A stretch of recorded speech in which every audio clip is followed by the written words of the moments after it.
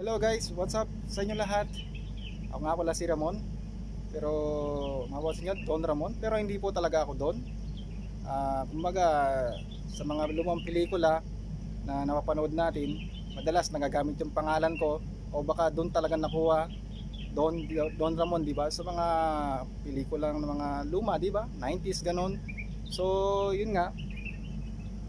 So, wala pa akong alam na bagong idea o maging idea. So since na nasa labas tayo ng work ko at napapaligiran tayo ng, ayan po, kung napapansin nyo, napapaligiran tayo ng mga halaman.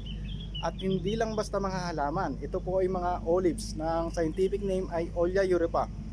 Ayan, para ka talaga nasa ibang bansa. Actually nasa ibang bansa talaga po ako. Ito po ay nasa Dubai.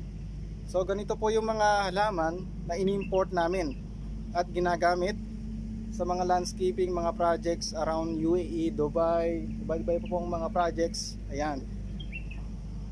At ito po yung tinatawag na Olea Europa na pom-pom. Pom-pom, yung pong ginagamit na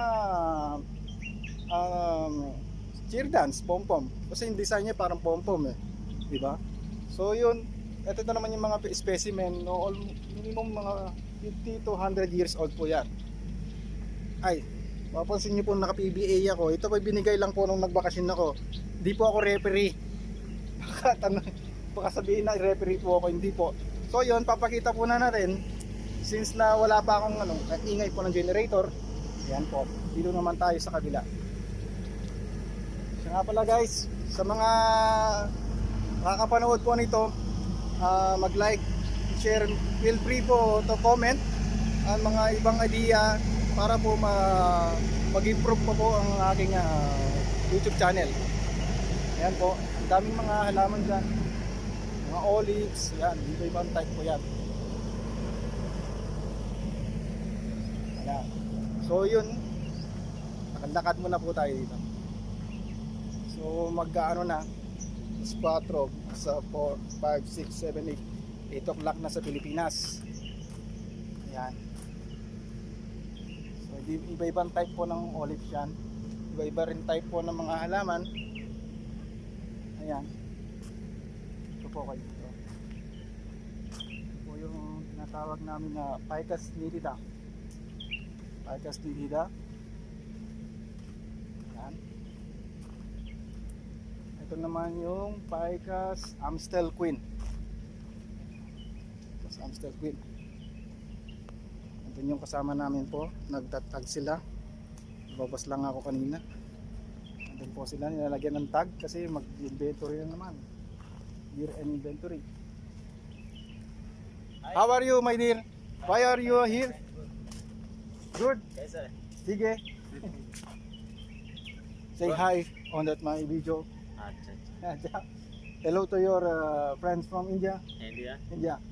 Say hi. Hi. Kasi, Hi, how are you? yan, mabait po yung mga dyan. So I'll go for Hi. just check plans.